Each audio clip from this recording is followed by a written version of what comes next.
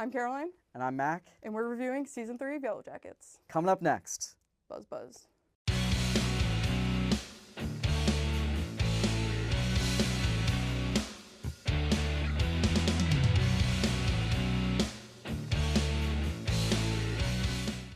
So Yellowjackets is heavily based off of the classic novel Lord of the Flies, but with a little bit of a twist. It's about an all-girls soccer team from New Jersey, and when they're headed to the national championship in Canada, their plane goes down and crashes into the Canadian wilderness, and they're forced to spend the next 18 months there trying to survive in the wilderness without a lot of guidance, and we'll get into it, but a lot of crazy stuff goes along the way. If you've read Lord of the Flies, you know that some time away from society does not do well for one's psyche, but a couple of these characters do survive, and the series also dives into the events that happen into their adult lives and how the events of the past come back to bite him a little bit, or sting him. They come back to hunt you. Exactly. So, this is a very underrated show. I think that because it's on Showtime, and I think because it does not get a lot of award attention, people don't really know too much about this, but I think that it has one of the best casts of any show. I think that everyone just really puts their all into these characters, and there's no ceiling that's too high for these characters to reach. And I think that when you watch the beginning and they're just normal teenage girls in New Jersey, and the point they're at season 3, they're nearly a year into the wilderness. They fully embrace cannibalism and giving the wilderness what it wants. I think it really puts a spin on this like trope from Lord of the Flies. So kind of what do you have to say off of that? The way the season starts out is a nice little reminder of the fact that they are class athletes. And it is a reveal that they are in fact playing like a game. They're not actually hunting. And I just love that scene so much. And I think that this season, the writers have done such a wonderful job about just exploring the other relationships and about thinking about how these teenagers are coping and what they're spending their time doing. Because of course they would come up with some silly game. Like, of course, like it's called like Capture the Bone or something. Because after all, they are still like kids. Yeah, you know? It's so wonderfully like adorably juvenile, but also so horrifying when you also the juxtaposition of who they are and what they do. I think how are you feeling about the adult timeline versus teen timeline this season? So I'm thinking that I like that the 2020s timeline is, I think, getting a lot more attention now. That's become more interesting to me as the series has gone on. So the star of the show, and again, this is an underrated show, this is why I'm pointing this out. The star of the show is Melanie Lynskey. If you guys do not know who she is Charlie Sheen's stalker in 2.5 Men. She's also in But I'm a Cheerleader and the hit film Heavenly Creatures, directed by Peter Jackson. And The Perks Being a Wallflower. So she's been in Why would you bring that up? She's been in a lot. But this is definitely her craziest role I think she has played. It is her show. She plays Shauna, who is one of the Yellowjackets survivors.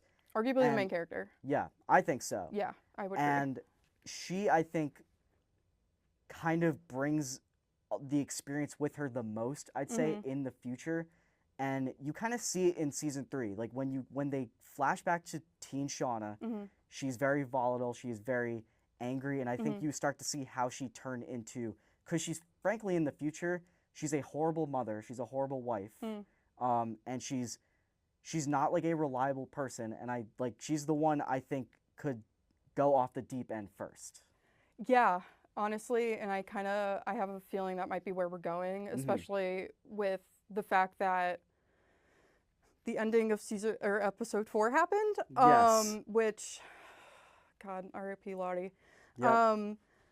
Something about that just made me so upset is the fact that Natalie, when she died, it was treated as like a really big moment because it was a season finale and it was like juxtaposition of her also drawing like the Queen's card in the wilderness. Like that is such a good comparison, whereas that just came out of nowhere. And I like that they have a mystery for them to do now, but that mystery requires me, okay, Elijah Wood, my beloved, all right? Walter is getting on my nerves. He is getting on my nerves because he just is treating this very serious thing about like Natalie loved these like girls, or like Misty loved them, and the fact that he's trying to win her back by being mean and like hostile, it's just, that screams to me that they kind of weren't really sure where they were going to go with him yet. I have a feeling he's going to die in some capacity, because the men on the show don't last very long. God bless for that. Yeah. I know you're Coach Ben stan. So I'm very sorry. The point that we're at right now is that characters in the future are starting to die. Yeah. So people with plot armor, it's starting to wear off a little bit. Yeah. And as you mentioned, Elijah Wood, who obviously Lord of the Rings fame, he plays a citizen detective who plays kind of the boyfriend-esque character of Christina Ricci, who I also love from the two of them from the Addams Family and Wednesday. Yeah. And just it's like an A-tier cast. Like, I think they get these great names. And going back to the past, they had very little supervision, but they had their assistant soccer coach, Coach Ben, who was kind of one of the only ones, the closest one, I would say, other than maybe Natalie, for being sane, I would say, for lack of a better word. And spoiler alert, if you haven't watched, stop watching, go watch. He has finally met his demise after a prolonged wait for it. Yeah. And I thought he was going to make it out. Like, I had false hope, but... That makes one of us, because I'm so sorry. Nope. The second they gave him, like, ethos and, like, pathos in the second season with all of the Paul stuff, flashbacks. which, like, I really like that choice. And I also, like, I think Yellowjackets does such a great job about subverting tropes. Because the whole Misty Ben thing in a worse show would have been real. The two of them would have actually been having an affair, and it would have been weird as hell. And when she was defending him on trial, it would have been like a love confession. But the fact that they chose to make him queer, adding more queer representation into this already very queer show, and going against that, I just love so much. So with that in mind. Obviously there is a lot to go into, but so little time. So I will leave off with this one question. At the end of the most recent episode, when they are about to feast on Coach Ben, quite literally. They're actively feasting on Coach Ben, actually. Lottie is chewing. A group of 3 hikers, one of which includes Joel McHale, for some reason, appears. And we are supposed to have an appearance by... Hilary Swank at some point this season. Who has to be playing Melissa. If she's playing any character besides Melissa, I will be absolutely flabbergasted. And it has to be Melissa, the person stalking Shauna, because there's no other explanation for that. And I also, some people really hate Melissa as a character. I think she's so fun, because I feel like I am her. Because she is down bad for Shauna Shipman. She is just, her desire to survive out there is just very rooted in her relationships, and I just love that so much. So yeah, and Joel McHale, we'll see what happens with him.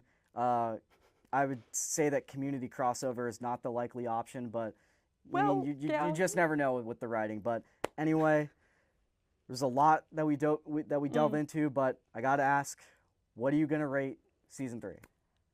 Well, God, I love this show so much, and I think every season has gotten better just in like the themes and storylines that they're tackling a lot. So I'm really vibing with this season, especially after the absolute ball drop that was the hiker thing at the end of last episode. I'm gonna have to go like 8.5, 9. I will more solidify my answer once we see all of it, obviously. But like so far, I'm feeling pretty good. I'm kind of in the same boat too. You know, I'll have to see how it ends necessarily. Again, we're only 6 episodes in.